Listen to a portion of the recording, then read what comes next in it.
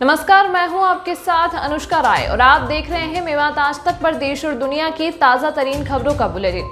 आइए अब बढ़ते हैं आज की खास खबरों की ओर। पश्चिम बंगाल के शिक्षक भर्ती घोटाले में मनी लॉन्ड्रिंग की जांच में जुटी ईडी ने शनिवार को पूर्व मंत्री पार्थ चटर्जी की करीबी अर्पिता मुखर्जी से जुड़ी 8 कंपनियों के बैंक खाते को फ्रीज कर दिया है। 7वें दिन के पूछताछ में पार्थ ने घोटाले में खुलासा करते हुए कहा कि नेताओं के कहने पर नौकरियां दी। ईडी सूत्रों के मुताबिक शनिवार को अर्पिता और पार्थ को आमने सामने बिठाकर पूछताछ की जाएगी। अर्पिता के घर 28 जुलाई को छापेमारी के दौरान ईडी को करीब 28 करोड़ कैश मिले थे। ईडी सूत्रों में अर्पिता के जिस फ्लैट से 22 करोड़ रुपए कैश मिले थे, उस सोसाइटी में पार्थ ने अलग अलग नामों से एक पेंट हाउस और 2 फ्लैट्स खरीद रखे हैं। छापेमारी के बाद सोसाइटी के ऐप से इन फ्लैट्स के बारे में जानकारी हटा दी गई है। आनंद बाजार पत्रिका ने सोसाइटी में रहने वाले लोगों के हवाले से बताया कि मकान की 19वीं और 20वीं मंजिल पर 2 फ्लैट्स हैं, जबकि सबसे ऊपर पेंट हाउस बनाया गया है। रहवासियों ने बताया कि पार्थ कभी कभी पेंट हाउस में आते हैं। डायमंड सिटी और वीरभूम के करीब 15 ठिकानों पर ईडी छापेमारी की तैयारी में है। अब तक ईडी ने 2 रेड में करीब 50 करोड़ रुपए कैश बरामद किए हैं। वहीं ईडी की पूछताछ में अर्पिता ने कबूल किया कि सारा पैसा पार्थ का है। भारत में पहली बार हो रहे all India district legal service authority meet में भाग लेने प्रधानमंत्री नरेंद्र मोदी पहुंचे। यह पहला मौका था जब प्रधानमंत्री और चीफ जस्टिस एनवी रमना ने एक साथ कोई मंच शेयर किया हो। मोदी ने कहा, हमारे गांव-गांव में लोग ऑनलाइन पेमेंट को प्राथमिकता दे रहे हैं। दुनिया का 40% ऑनलाइन पेमेंट भारत में होता है।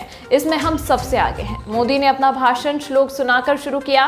वे बोले, अंतगेन गात्रम नयनेन वक्त्रम नायेन राज्यम लवरेन भोज्यम, यानी जिस तरह विभिन्न अंगों से शरीर की, आंखों से चेहरे की, नमक से भोजन की सार्थकता पूरी होती है, वैसे ही न्याय से शासन की सार्थकता होती है। हमारे देश समान से समान व्यक्ति को यह विश्वास है, जब कोई नहीं सुनेगा तब न्यायालय के दरवाजे खुले हैं। न्याय का ये भरोसा हर देशवासी को यह एहसास दिलाता है कि देश उसके अधिकारों की रक्षा कर रहा है। मुझे बताया गया है कि हमारे देश में जिला कोर्ट में 1 करोड़ से ज्यादा केस वीडियो कॉन्फ्रेंसिंग से सुने जाते हैं।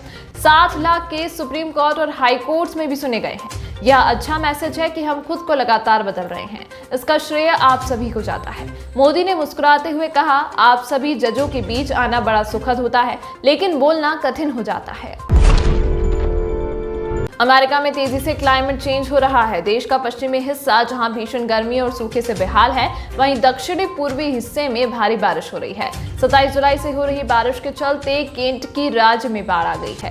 यहां कम से कम 25 लोगों की मौत हो गई है। केंट के गवर्नर एंडी बेशियर ने कहा, मरने वालों की संख्या बढ़ सकती है। बारिश के चलते इलेक्ट्रिसिटी सप्लाई बंद हो गई है। यहाँ 25,000 से ज्यादा घरों की बिजली गुल हो गई है। गंभीर हालात को देखते हुए इमरजेंसी लगाई गई। एडमिनिस्ट्रेशन रेस्क्यू ऑपरेशन में जुटा हुआ है। कई लोग घरों की छतों पर खड़े होकर अपनी जान बचा रहे हैं।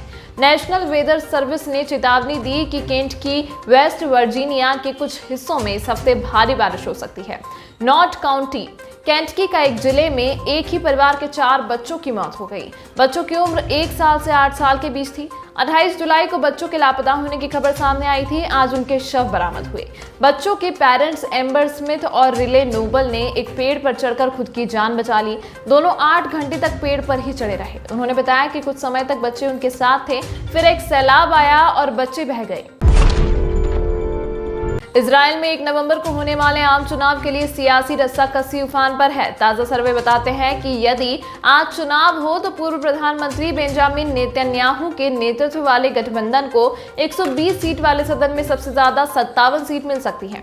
दूसरी तरफ लिकुड पार्टी के टॉप 30 पदों के लिए सैकड़ों दावेदार अपने अपने पोस्टर बैनर के साथ मैदान में हैं। इनमें कुछ पद ऐसे भी हैं जो पार्टी के सर्वमान्य नेता बेंजामिन नेतन्याहू के पसंद भरे जाएंगे। इसके लिए 2 प्रमुख दावेदार पहले से तय माने जा रहे हैं। अमिचाई चिकली और इदित सिल्मन दोनों पूर्व प्रधानमंत्री नफ्ताली बेनेट की यमुना पार्टी में थे।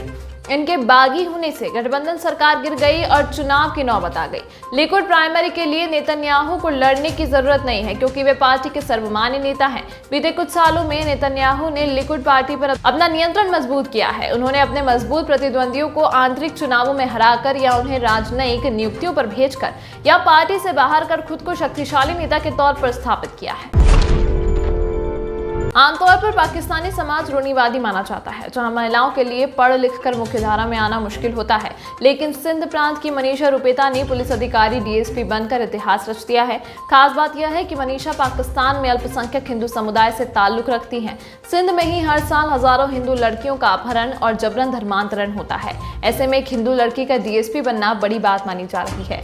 दुनिया भर की मीडिया ने इस खबर को तवज्जो दी है। पाकिस्तान में आम धारणा है कि अच्छे घर की महिलाएं थाने और कोर्ट नहीं जाती हैं। मनीषा पाकिस्तान की इसी सोच को बदलना चाहती हैं। बीबीसी की एक रिपोर्ट के मुताबिक मनीषा ने कहा कि बचपन से यही बताया गया कि कौन सा पेशा महिलाओं के लिए है और कौन सा नहीं, इसलिए मैं पुलिस में जाकर इस धारणा को बदलना चाहती थी। मनीषा पहले डॉक्टर बनना चाहती थी, लेकिन बस एक नंबर से उनका एडमिशन नहीं हो पाया था, जिसके बाद उन्हें सिंध प्रांत की लोक सेवा आयोग की परीक्षा दी, जिसमें उन्होंने 16वां स्थान हासिल किया। पाकिस्तान के सिंध प्रांत में हर साल हजारों अल्पसंख्यक लड़कियों का अपहरण के बाद जबरन निकाह करा दिया जाता है, जिसमें से कुछ बच्चियों की उम्र तो केवल 10 से 12 साल ही होती है। जर्मनी की सरकारी ब्रॉडकास्टर डॉयचे वेले की एक रिपोर्ट के मुताबिक पाकिस्तान में हर साल 1000 से अधिक अल्पसंख्यक लड़कियों का अपहरण कर जबरन अधिक उम्र के मुस्लिम पुरुषों से निकाह करा दिया जाता है। इसी तरह की तमाम महत्वपूर्ण खबरों को देखने के लिए हमारे चैनल मेवात आज तक को सब्सक्राइब करें। दोस्तों, यदि आप हमारी इस वीडियो को फेसबुक पेज पर देख रहे हैं तो हमारे पेज को लाइक कीजिए, शेयर कीजिए। यदि इस वीडियो को यूट्यूब पर देख रहे हैं तो हमारे चैनल को सब्सक्राइब कीजिए और बेल आइकन घंटी को दबा दीजिए।